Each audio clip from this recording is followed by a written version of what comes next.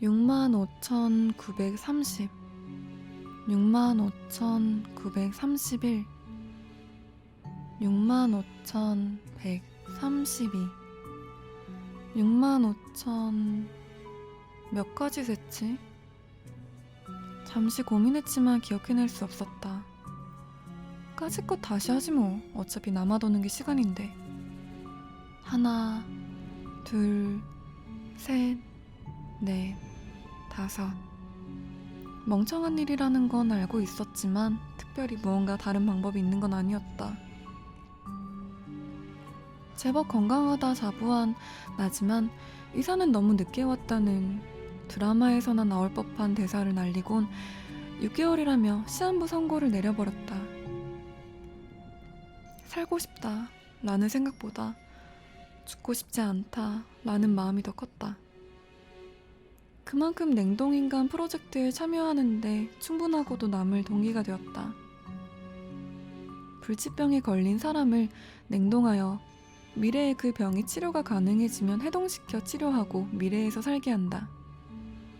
SF 영화 같은 이것이 나의 유일한 희망이었다. 커다란 냉각 캡슐에 누워 눈을 감을 때까지만 해도 난 희망에 부풀어 있었다. 하지만 상황은 전혀 생각지도 못한 방향으로 흘러갔다.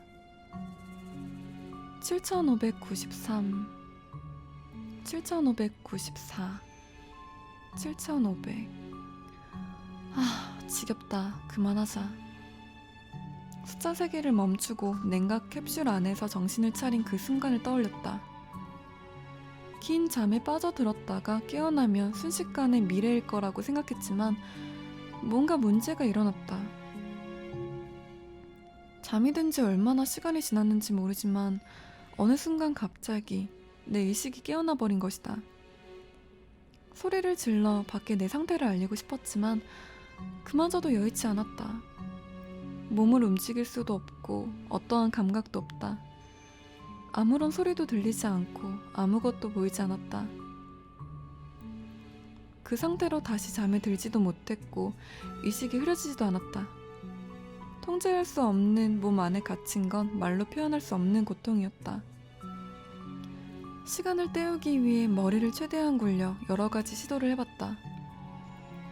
과거의 기억을 되살려 나의 일대기를 서사시처럼 재해석해보기도 했고 내가 주인공인 영화를 만들어 머릿속에서 상영하기도 했다. 노래를 만들기도 했고 소설을 써보기도 했다. 외부로부터 모든 자극이 차단되는 데다가 잠조차 자지 못하니 못할 것이 없었다. 하지만 이런 것들도 느낌상 한 10년 정도 하니 질려버리고 말았다. 10년 이후부터는 명상을 시도했다. 아무 생각을 하지 않고 완전한 무아의 경지까지 도달하는 게 목표였다. 그건 3년 정도 만에 포기해버리고 말았다. 이후 5년 정도는 노래를 부르거나 머릿속으로 그림을 그리며 보냈다. 그 이후에 생긴 취미가 숫자 세기다. 얼마나 큰 숫자까지 셀 수 있는지 알아보는 것. 이건 의외로 재미가 있어 7년 정도 한 것 같다. 하지만 그마저도 이제 질리고 말았다. 앞으로 몇 년을 더 기다려야 이곳에서 나갈 수 있을까? 몇 년도가 되어야 내 병을 고칠 수 있을 만큼 의학이 발전할까? 2030년? 2050년? 어쩌면 100년 이상이 걸릴지도 모른다. 최악의 경우 얼마의 시간이 지나도 고칠 수 없을지도 모른다. 아니, 애초에 내가 아직 냉동되어 있는 것은 맞는 걸까? 나쁜 생각에 사로잡힌 그 순간 아무런 자극이 없던 내 몸에 변화가 일어났다. 어디 보자. 2016년 10월 12일 냉동. 나이는 33살, 남자고 병명은... 완전히 정신을 차린 나는 내가 위학용 침대 위에 누워있다는 걸 알게 되었다. 아직 눈을 뜰 수는 없었지만 빛을 느낄 수 있었고 몸을 움직이기 힘들었지만 감각이 있었다. 약간의 이명음이 있지만 소리도 들을 수 있었고 수술실 특유의 소독약 냄새도 맡을 수 있었다. 너무나 오랜만에 느껴보는 감각들에 눈물이 나올 지경이었다. 눈이 매우 부셨지만 난 억지로 눈을 뜨고 주변을 둘러보았다. 수술실처럼 보이는 곳 한가운데 내가 누워있었고 수술복을 입은 남자 한 명이 내 프로필이 적혀있는 것 같은 첩대를 들고 있었다. 한참 첩대를 보던 그는 내가 내는 신음소리에 고개를 돌려 나를 보았다. 오, 정신이 들었군요. 축하드립니다. 잠은 잘 주무셨나요? 몇십 년 만에 듣는 유쾌한 인사에 난 매우 기분이 좋아졌다. 기분 좋게 대답하려고 했지만 혀가 잘 움직이지 않았다. 냉동에서 막 깨어난 상태라 말하기 겁니다. 천천히 하세요. 한참을 웅얼거리고 나서야 간신히 알아들을 수 있는 말을 할 수 있었다. 지금이 몇 년도입니까? 네, 첫마디였다. 깨어난 분들 대부분이 가장 처음 그걸 물어보시더군요. 남자가 노래하는 듯한 즐거운 톤으로 말했다. 우선 대답해드리자면 지금은 2028년입니다. 2028년! 내가 잠들었던 기간까지 포함해서 12년밖에 지나지 않았다. 믿을 수 없었지만 이제 와서 그런 건 중요치 않았다. 가장 중요한 것은 따로 있었다. 그럼 제 병을 치료할 방법은요? 개발된 겁니까? 수술복을 입은 그의 모습에 난 기대감에 찬 채 말했다. 남자는 해맑은 미소를 지으며 대답했다. 아니요, 치료법은 아직 개발되지 않았습니다. 아마 앞으로도 절대 개발되지 않을 것 같네요. 남자의 대답에 난 할 말을 잃고 멍하니 그의 얼굴을 바라보았다. 내 표정이 우스웠는지 수술복을 입은 남자는 어깨까지 들썩이며 웃었다. 그 모습에 난 분노가 치밀었다. 지금 절 놀리시는 겁니까? 아직 치료를 못한다면서 왜 저를 깨운 겁니까? 남자는 머리를 긁적이며 이야기를 시작했다.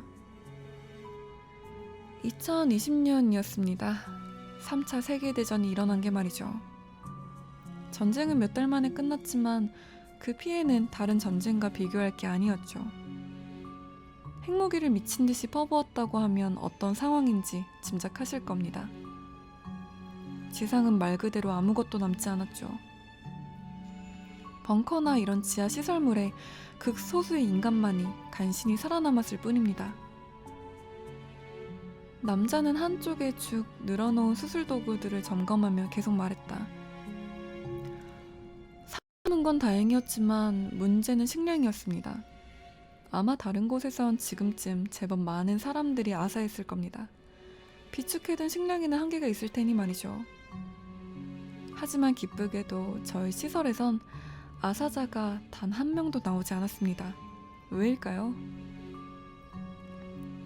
그의 질문이 끝나기도 전에 난 필사적으로 버둥거리며 몸을 일으키려 했다. 하지만 안타깝게도 아직 몸을 자유롭게 움직일 수 없었다. 아시겠지만 저희 시설엔 셀 수 없을 정도로 많은 양의 고기가 냉동되어 있습니다.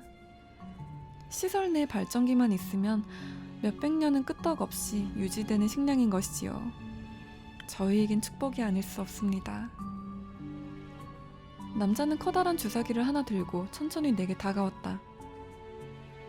슬픈 표정은 짓지 않았으면 좋겠습니다. 어차피 당신은 죽을 운명이었으니까요.